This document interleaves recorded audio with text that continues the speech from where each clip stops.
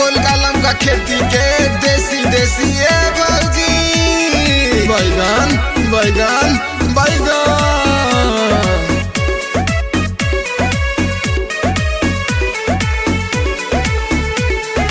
ओठ मुरझाई न गाल सिहराई न बामाल देसी है सगरी ले जाई न ए भौजी ले लहो। ओठ मुरझाई न गाल सिहराई न बामाल देसी है सगरी ले जाई न। इहे दुख बुझी जड़ बैसाखा इहे दुख बुझी जड़ बैसाखा। ए भौजी जाड़ा में बैगन है भूजी भूजी खाला न जाड़ा में बैगन। ए भौजी जाड़ा में बैगन है भूजी भूजी खाला न जाड़ा में बैगन।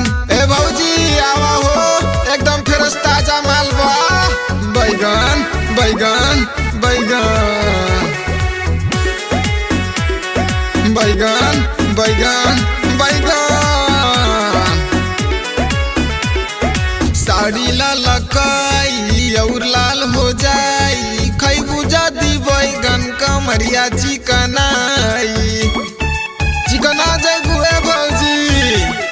साड़ी लाल कई और लाल हो जाई खैबू जदी बैगन कमरिया चिकनाई। मजा खूब दी ए भौजी तोरा पे खूब सूट करी भौजी।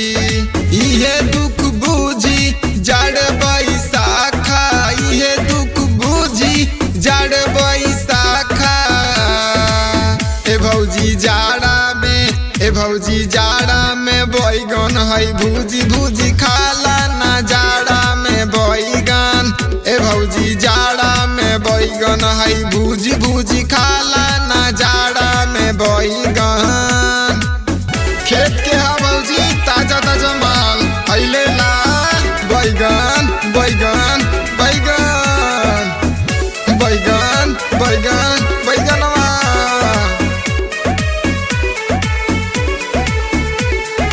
ऊना न पूना भैया बड़े सऊदी भैया के जगह पा बैगनवे मजा दी। ऊना न पूना भैया बड़े सऊदी भैया के जगह पा बैगनवे मजा दी। सचिन के ठेला से सगरी ले जाना निश्चल गायक के अपन बुझाना।